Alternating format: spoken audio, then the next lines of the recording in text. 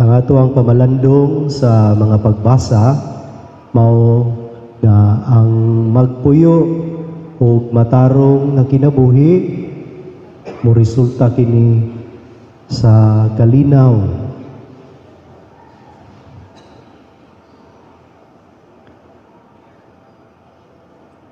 Diya sa unang pagbasa sa sulat ni Propeta Isaias, nagisgot o nanagna si Propeta Isaias sa pag-abot sa Mesiyas.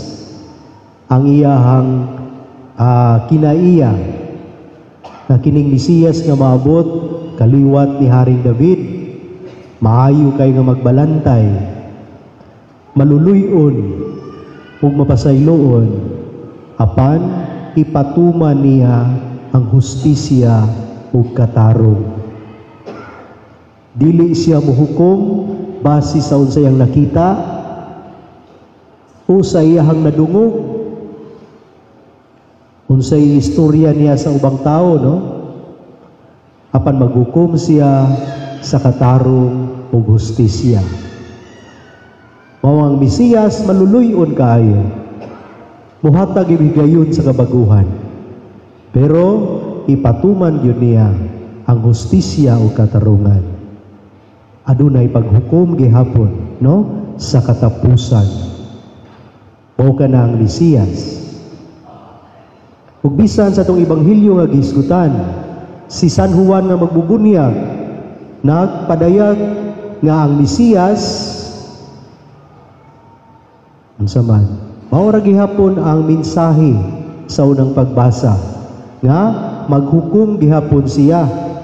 Tuod man sa last part sa ebanghelyo giingon diri, nagkupot siya nigo nga igpapalid aron lainon ang tahop gikan sa mga lugas. Tigumon niya ang trigo dito sa kamalig, apan ang tahop iyang sunugon sa kalayo nga dili mapalo.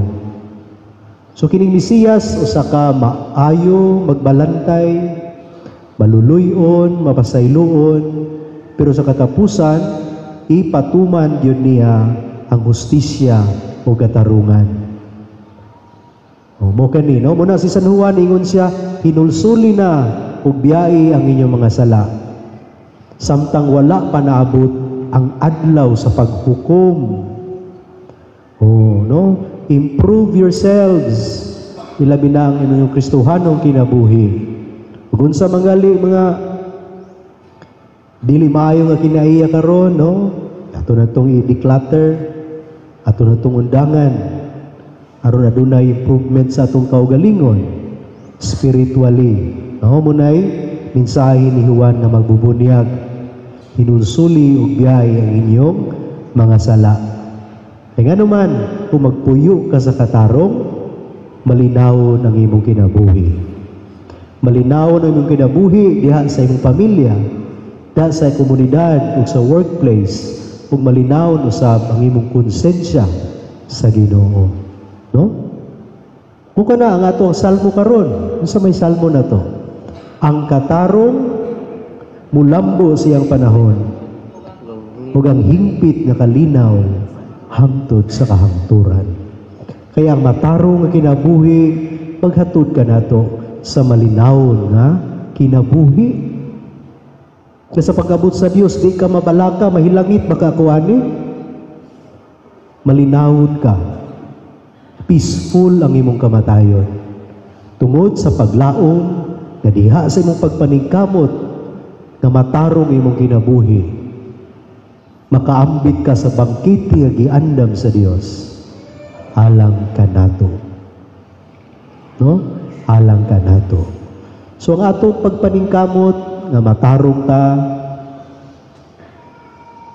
mag-abmobot kita, no? Diha sa kalinaw. O kining kalinaw nga gikan sa Dios, importante kaayo kini. Mo ni ato ang bahandi. Bisan og dili galita adunahan, pero malinawon ta na ano ang kalinaw ni Kristo, enough na gyud ang atong kinabuhi. No? Enough na gyud. Ug diha sa atong kalinaw, diha sa malinaw na kasing-kasing o kinabuhi, makasangya usab kita sa uban. No? Makasangyaw ta sa uban. Oh, kay kanang wadon na tay dili ta matarong atong kinabuhi, no? Nakay bikil sa uban, nakay atraso sa uban. Napay mga tao nga wala nimo gitinggan o wala ni tingog nimo, di gyud malinaw ng imong kinabuhi. Bisan bagon sa kadaghan sa imuhang bahandi. Tinuod dili. Oh. Di gyud malinawon, no? Kay posible nakasala kanila. Wala ka nagpuyo sa katarong. So dili malinawon, no? So adunay mga bikil na to, mga atraso, mga tao grasya sa Espiritu Santo nga malamdagan taon sa itong himuon, no? Mga baka tagpasaylo, mo initiate baka tag conversation sa ilahan, o mga pamaagi, no? Nga makabayad ta sa unsay mga atraso na to sa uban. Aron magmalinawon ta. No? Magmalinawon ta.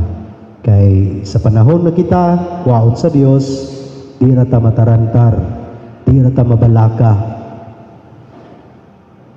Kaya nga naman, naningkamot man ta, na magpuyo diha sa katarong.